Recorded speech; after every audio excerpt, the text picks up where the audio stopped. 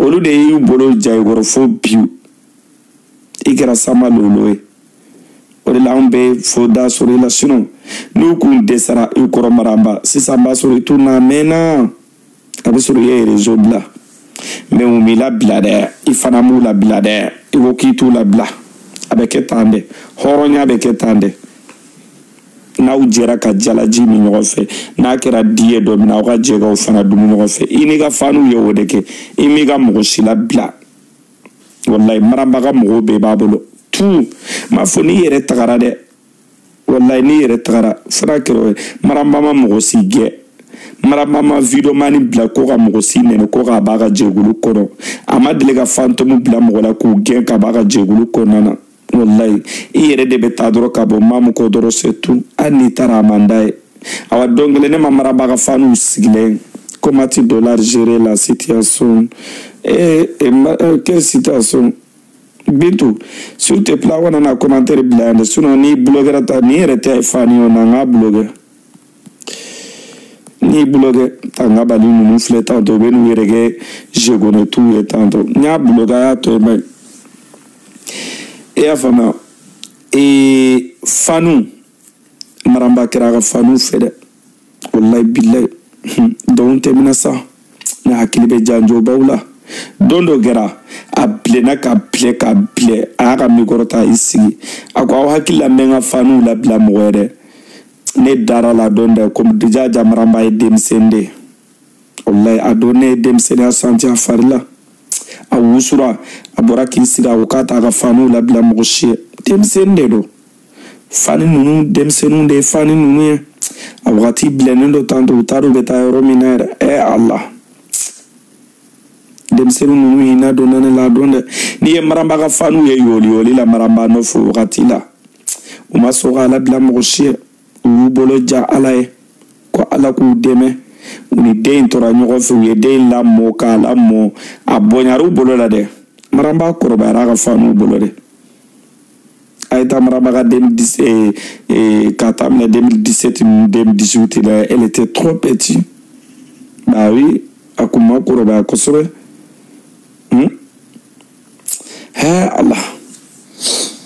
Allah u y'a dɛmɛ k'a bɛrɛbɛrɛ bi Maramba ma kɛ international ye bi grâce à qui a ka fanu n'a ka jatigiw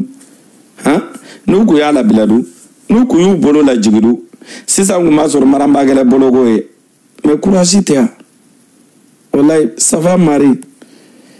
ça va wallahi Marie aw artiste kɔni a bɛ ka mɔnɛ bɔ mɔgɔw la tile fila na pareil la dɛ n ko o de y'a ko diya fosi m'a ko diya n'a bɛ mɔnɛ de bɔ mɔgɔ la o de ye den ko diya ne yɛrɛ k'a jɔ cogo la sengala ninnu na i b'a ye i n'a fɔ ko buteli kɔfɛla Allah awa filɛ tantôt n ko min y'a ko diya ne tantôt ale tɛ taa photoshop kɛ dɛ ka taa caméra ta tantôt k'a yɛrɛ dilan tantôt k'a sɔrɔ Ala m'i da cogo kɛ min ye tantôt o de y'a ko diya ye a tɛ complexe n'a yɛrɛ ye a yɛrɛ de y'a yɛrɛ ye wa ni min y'a jaabi o kɛ Maramba kana mɔgɔ lamɛn dɛ i ka nin yɛrɛ de ka di i ka fanu ye ne de bɛ k'a f'i ɲɛna ni mɔgɔ min ko artiste de i ye artiste de i ye star de ye n'i bɛ kɛ stariya n'i bɛ i ka stariya milieu kɔnɔ wagati min i k'i yanba on s'en fout des gens mɔgɔw bɛ min fɔ i kɔfɛ tantôt ka n'u lamɛn dɛ nin ka d'u bɛɛ nin parɛlini ka d'u bɛɛ mais a tɛ minɛ dɛ Ala ɲɛ bɛ bɛn kan ni Ala mɔgɔninfin bɛ mɔgɔw de tromper mɔgɔ bɛ se ka Ala tromper yan mɔgɔ bɛ se ka Ala tromper wallahi bila Maramba tɛ wɛsɛ ma ye fra Maramba filɛ tantôt ni ye nin bila Facebook kan ni mɔgɔw ye nin ye sa u b'a fɔ ko Mali artiste de ye ne comme e b'a dɔn a bɛ se pareil la jelimuso hali misɔrɔsiri ka gɛlɛn mɔgɔ minnu bolo e bɛ se k'i comparer nin na pareil la tantôt yɛlɛ nimɔgɔ ye o Mali nimɔgɔ ye de don a ka génération o piriti parata mɔgɔ min bɛ pare artiste kunda bi na an bɛ yɔrɔ min na bi 2025 kɔnɔ a ka génération a ye numéro 1 de dɔw ka bɔ kɛ ko tiɲɛ tɛ n bɛ o da fara dɔw ka bɔ i bɛ bɔ dɔrɔn n b'a jɔ i la yɔrɔnin kelen an b'a jɔ face à face ne ni e défi n b'a ka pareliw ta i b'i ka jelimuso ka pareli ta an b'u yira caméra la wallahi bila mɔ i b'a bila ne be maraba ka semaine kele pareli dama dama ndoro de ta dora barambi ta ki pre du gologa hali sete ba fanga changa chia fo jona nga tebi ka bo sa mi o yo de ni ma min tile bora nga deme ale sura marama ba do futere bari mara yi jota do la marama ni gwe mi soro siri ni fininga ne ro gumbi gulo mi soro te siri ro bede finu do be ta to kara mi soro sira sa ve ni mi soro sira sa ve malo bo barabade o woro ye shwera gaba no afrique muso be ga mo toro de karavatite ni kaina sheni ni na masa sino maramani gwe karavati do ya rola gore no gumbe tikito gumbla so c'est interdit c'est interdit wala be ketande ni afu mo pareli suguni be ketande kunu mafa ngoni ya glogi fima na a jipudo ba kloti fima ite foido ibe sagini ndo de mine ema marabaga samaran nuna be ema ateketande ba pareli be ketando ba ateketande maramba ye mone bona la mone boila la gani jugunta me la gani jugusela fular blazinu ya korobo ni awani isibe sisa ngona bena damina de sisa mama ni bu tarakiloti ni ndo kata gulogi ni ndo giyere formu ira kasori te bara de do ni afunga artisu wa filtri dabla mali artisu be complexe nu ire toro e ma yanga voisin nu be gayelana pays voisin nu be gala ko mali artisu do no da filtri ko de la sanauma dabla abega mo kuma surde wallahi yemi da ali gabo ki yere ira shakle moi j'aime trop ça wallahi bo ga yere ira ba parce que on ta filtri que tanto ne reflexa on ye tiktoker ou da on me srake mais ni filtri que ça ne kumulo ni ngado ya ne kugulo mambo ko so ne mana filtri fara ko kumulo tenage atenage sergile ni mbolo nkana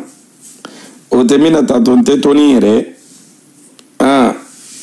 kaere ke fere nuni mbena dugu kono tato ka soronte we aya dabla da nauma dabla be gabulo maloya parce que ni mo na ubena dongo do volu ko nana ube terrain ko nana ko de testaria ko okedu edu beta o de maloya ni taro mimbu plana bole bali ade do ba ube conseil de tout lo ka duma ba tiens filtre de ma dem tam ko jugo ay wo dabla mali artisu amaya wa arima parce que le dem serungo de ya le dem serungo de franchement mamu e kan pareli nyana ere en fait kunu nyega pareli do français nya blanga page ganyo commenter mais il gagne des jarane trop même moi j'ai trop aimé ninkada idanga mali artiste ni memone bano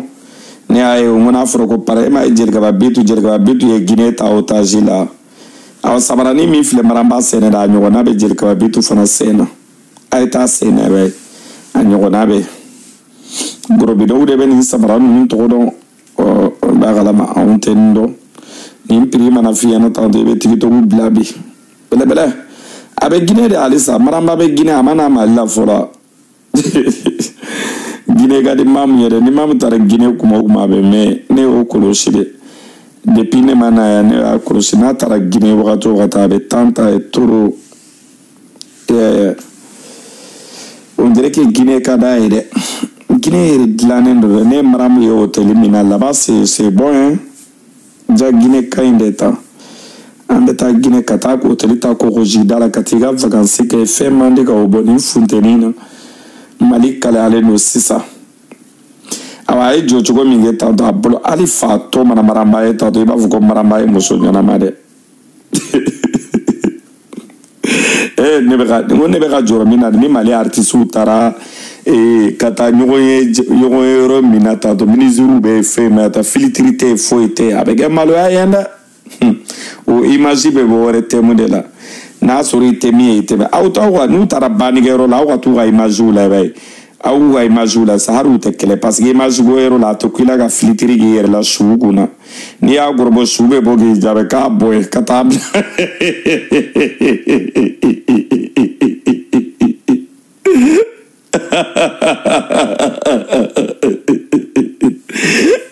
male artisu vle tato ni bani kera toro bede be vere gunyara la mais filtrité no yɔrɔ la n'i y'a bila yen dɔrɔn su b'a fɔ k'a nɔrɔlen b'i la joona joona joona o yɔrɔ la aw ma ye n'u bɛ taara su ni banni kɛra Mali la Mali artistes tɛ maquillage kɛ o yɔrɔ de u b'u feere visage la ye aw ka taa banni minnu kɛra aw ta artistes ɲɛda la ye aw b'a dɔn ko min ye min ye sinon ne dabali bɛ ka ban dɛ ne ye artistes dɔw ye olu jɛlen don i n'a fɔ komi tubabu mais ni u ye su dɔn yɔrɔ la tantôt u finnen de don c'est ça qui moi je comprends il faut qu'aw ka bɔ ka tiɲɛ de fɔ an ɲɛna aw fila nin tɔɲɔgɔnw de bɛ Mali la ba ou b'aw kelen de bɛ ka nin bɛɛ ɲagami ta don dɔ la aw jɛlen don don dɔ la aw finnen don don dɔ la aw bilenman don don dɔ la artistes maliens l'état qu'il faut qu'aw ka changer a changera an mago bɛ image ɲumanw na a y'aw farikolo yira o de ɲɔgɔn tɛ Mamu jɔlen na i b'a ye a ye pareli simple ni kɛ taa to funteni bɛ Guinée ni wagati na degré bɛ Guinée degré bɛ taa 45 ou bien 43 la ni heure na a sina ka ni simple ni kɛ dɔrɔn k'a bila a ka faniw bɛ ka partager partout tu vois ne yɛrɛ filɛ ta hali Mamu jugu ne bɛ Mamu jugu caman ba dɔn u tɛ Mamu fɛ yɛrɛ mais u ko jɔngɔnya alu ko Maramba bɛ dimi bɛ mɔgɔ la dɛ k'a bɛ se pareil la a bɛ se dɔnkilida la a bɛ se sumu na a bɛ se so wele la a wallahi bilahi Maramba filɛ ta dɔn Maramba jugu caman kɛra Maramba fɛ bi u b'a fɛ dɛ u b'a lamɛn très très bien mais i b'a kalama muso filɛ muso cɛ ɲuman o de bɛ kɛ muso cɛ ɲuman fɛ mais muso cɛ jugu a tɛ kɛ muso cɛ ɲuman fɛ fo ka diya wuli hɛni de bɛ k'a contour la c'est pour cela que Maramba ka juguya qualité ka ca muso ye blessé de l'amour de guerre mɔgɔw ye olu si tɛ kɛ Mamu fɛ fo ka diya wuli kelen musokɔrɔba friselen ninnu filɛ ta dɔn minnu m'u tan kɛ u ka tan kɛ u ka génération kɔnɔna na Snap kun t'a la TikTok kun tɛ Facebook kun tɛ olu bɛɛ de bɛ Maramba contour la bɛ parce que n'u ye Maramba ye tantôt a bɛ challenge ninnu kɛ u b'u tɔɔrɔ olu si kɔrɔbayara kaban sabanan sinamusotigiw i n'a fɔ sa denmisɛnnin sa n'u ye denmisɛnninw furu k'a fila muso fɔlɔ ninnu kan bon muso fɔlɔ ninnu bɛɛ bɛ bila Maramba contour la dɛ a bɛɛ fo n'a sɔrɔ min sinamuso sigilen t'a da la dɛ mɔgɔ sinamuso sigilen t'a da la tantôt olu bɛɛ bɛ na Maramba de contour Maramba i ka kɛlɛ ka ca dɛ i ka kɛlɛ bɔta ka ca parce que ne ye dɔ ye don dɔ la muso dɔw de u bɛ live la u bɛ ka Mamu nɛni o y'a sɔrɔ procureur monsieur le procureur ka degré ma bɔ don na n'u ɲininka dɔ ko k'a ye taa YouTube kɔrɔ u y'o tigi bilɛ ko ko aw bɛ k'an bilɛ mun na ko n ko k'aw ka taa YouTube kɔrɔ u sigilen de don ko Maramba u bɛ ka Maramba bilɛ dɔrɔn ja ninnu si tɛ furu la u cɛw y'u bɛɛ labɔ kɛnɛ ma dɛ kabako tɛ u yɛrɛ damaw de y'a fɔ tuguni ko ne tɛ furu la ne tɛ furu la e tɛ furu la denw de b'e bolo e ye denw sɔrɔ cogo di ni aw dɛsɛra furu la dɔrɔn aw bɛ o turu ta k'a da n ko Maramba kɛra IBK tile de ko mana kɛ diɲɛ kɔnɔ u bɛ o turu da ko IBK de nɔ dɛ Maramba fana kɛra o de ye sisan musow bolo TikTok musow bolo ko mana kɛ Mamu de nɔ don dɛ ma se ka pare Maramba de nɔ don ma cɛ sɔrɔ Mamu de nɔ don e ma dɔn baara b'aw bolo est-ce que a bɛ se nin bɛɛ kɔrɔ kabako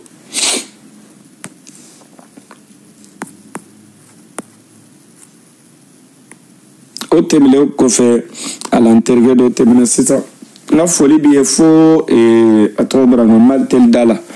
Martel Dala ça fait longtemps depuis 2012 ni nana bɛ ɲɔgɔn na an ye ɲɔgɔn dɔn Martel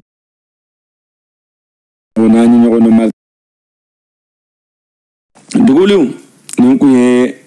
décortiquer fitinin ye n kun b'a fɛ ka décortiquer kɛ kosɛbɛ mais dugulenw aw de ma force di yan kosɛbɛ parce que n y'aw diminen tile fila in na j'ai pas aimé du tout wallahi bila ma aimé o de ye n fari faga dɔɔni min ka di ne ye dɔrɔn o ye joie de aw contannen de ka di ne mais ni n y'aw ye dɔrɔn aw contannen tɔ dɔrɔn courage tɛ don na min ka di ne ye dɔrɔn an ka continuer an kun b'an ka joie la wagati ko cogoya min na an ka continuer ta i y'a faamuya parce que ni ne y'aw yɛrɛ aw bɛ ka partagew kɛ tan dɔrɔn ka sɛbɛnnibaw kɛ tan dɔrɔn o man di ne moi j'aime pas ça a ye o dabila aw yɛrɛ b'a dɔn banni ma k'an fɛ saya ma k'an fɛ an tɛ foyi content dɔrɔn n'aw taara aw yɛrɛ postew cɛ tan dɔrɔn mɔgɔw bɛ ya am fana ba am don o de ya to depuis kunu bo ça va pas du tout mais actuellement ça va parce que ko be changer nya ba la ba live aussi partout contaner do ba photo décortiquer courage ay courage takata ne o de photo to live de be ko aggraver sinon live ma mogota ni biga ko fo iklem segi ga kuma fa après ni clair biga changer ibe mogota ola aba ga baronu ngedora bana mais ni live sigi be mogota infiltrer o chama de be yele ka aggraver tanto ya il faut que mo go ko show fana la minu be live sigi ke aba artiste protéger c'est ça hein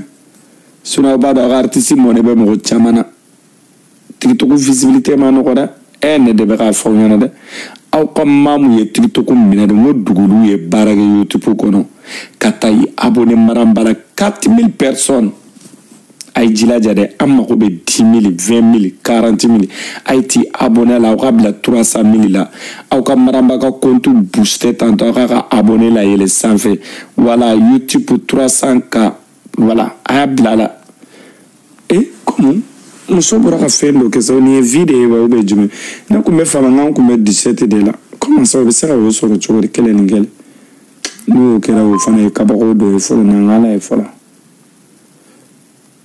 ala muso est-ce na on be nyon mode kele na attendez d'abord je vais regarder attendez ah non c'est 277 de et filare ay abonné bay ay ti abonné à compte de la compte YouTube nkam o de maramba ka compte YouTube allez-y akati abonné la na mati abonné la ni maramba ka clip bora do da o te maramba ka clip kurani re Allah ni go ni abonné la ka clip blara abe wala dugulu awana sama le do awni mo shiri ngonje sama le awni mo ngonje aw ba artiste de no fe ya fama aw artiste mana min bila doro aw bla to te di mo shimani TikTok sa fait o banade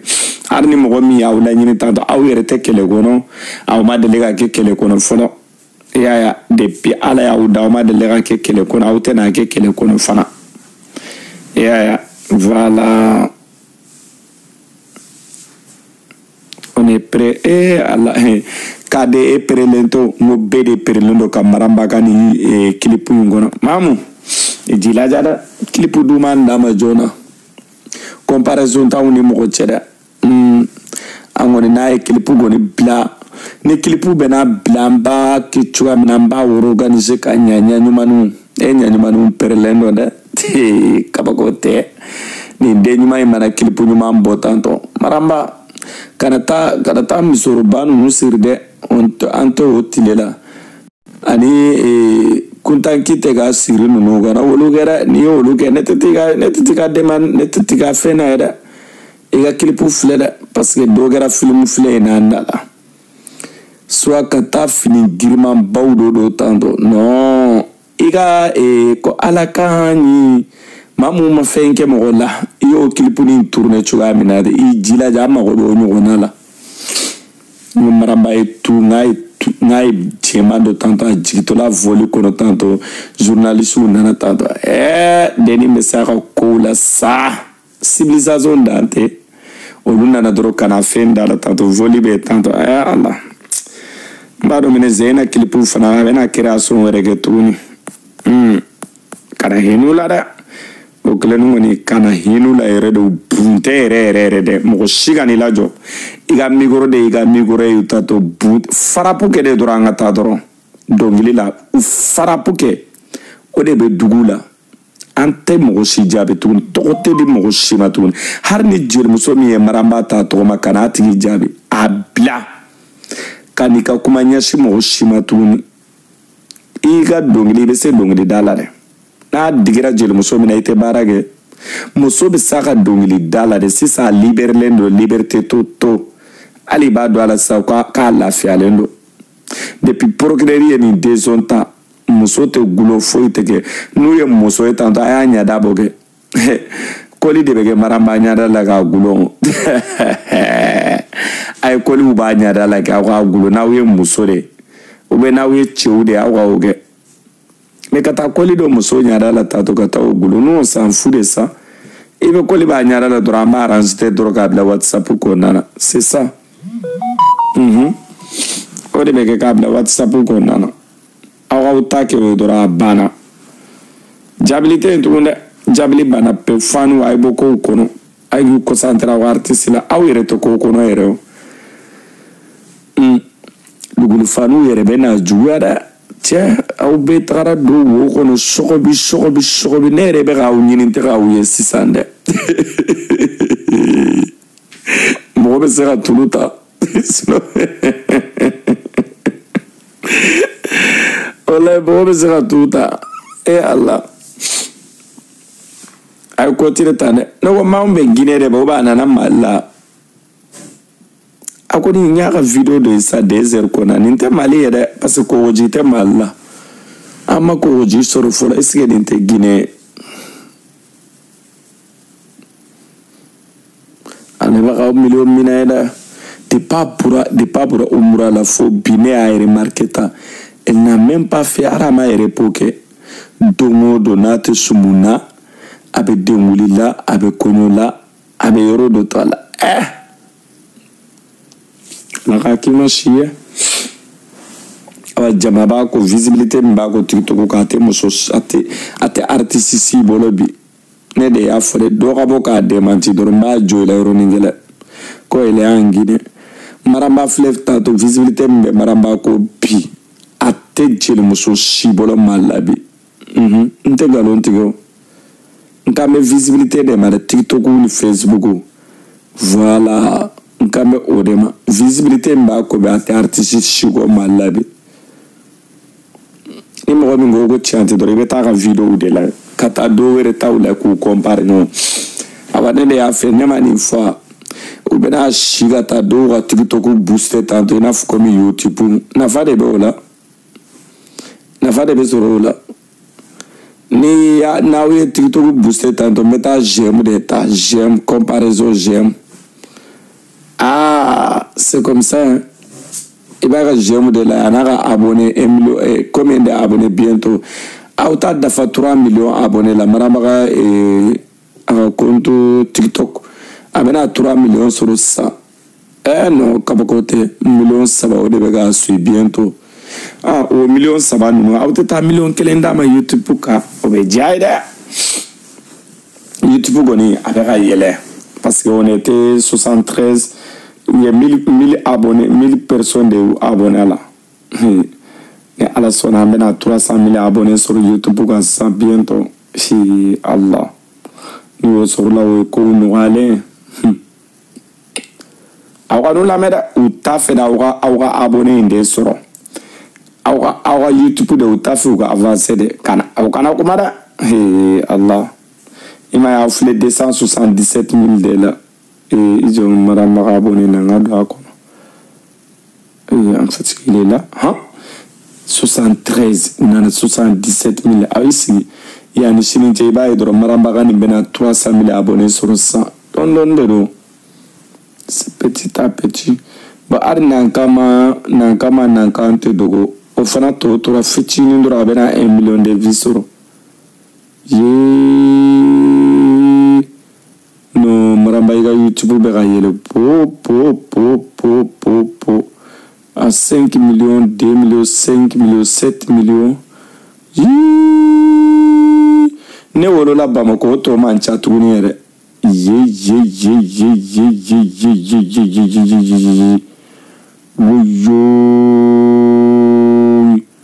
Ne wolo la Bamako bena 5 millions sur ça tena mere. Pati.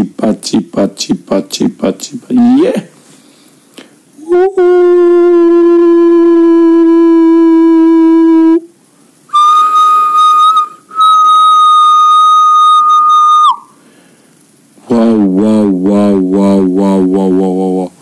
Noara YouTube be gayele. Pati. Yeah. Maramba ka vie per fana bena 7 millions sur 600.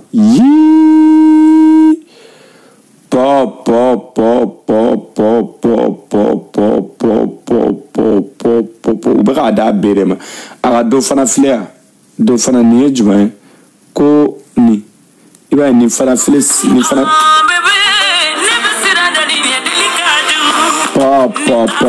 nin fana bɛ ka yɛlɛ dɛ nin fana bɛna 7 millions sɔrɔ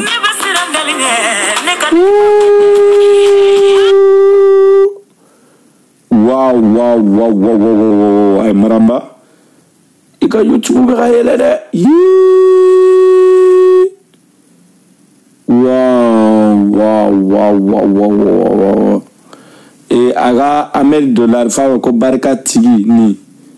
ko barika tigi keleba aga ni ni fara bena 2 millions soro ceux qui ont arrêté recommencer. Merci beaucoup. Voilà, ni fara bena 2 millions soro. Wow.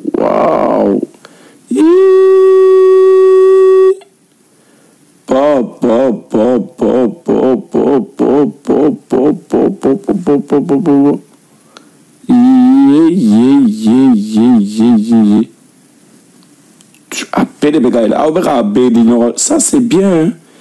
En fait, parce que 2 jours là, ma doit qu'on a gagné. Alhamdulillah. Bonne continuation. Aïe. Ça marche.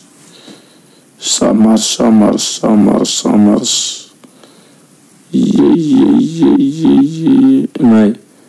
ay ta do agono do aga YouTube bede be gata ba ci sakana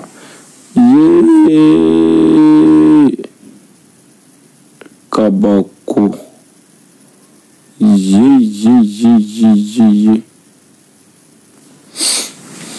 awa demando ke dugul fanu awa demando ke awana kuma wajel musoka don décortiquer le courage chamantena so ça va parce que nyaw dimine tile fulay no ma dia o de fare faranga kunu ni bi wallahi sino foite no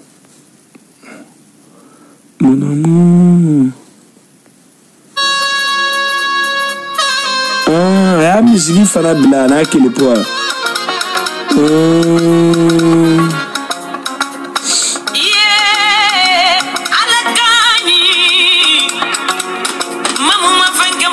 wallahi marama foi ke mo wala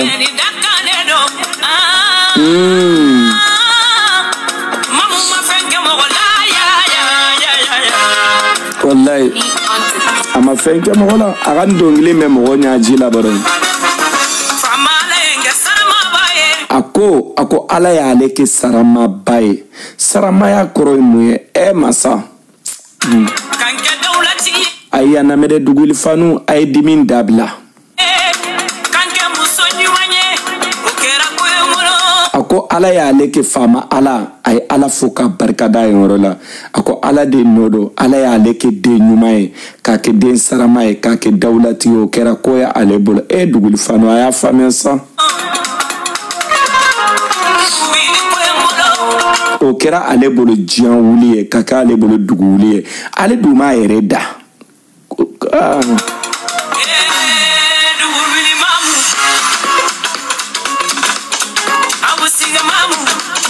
aywa ko Abu Siga mamu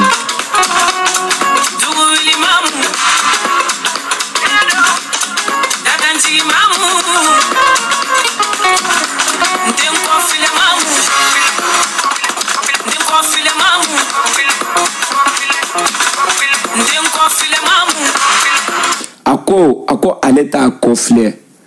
parce que iba kalama anga Afrique kono ni ala yi cenya kike chuga dola ube jugo be daila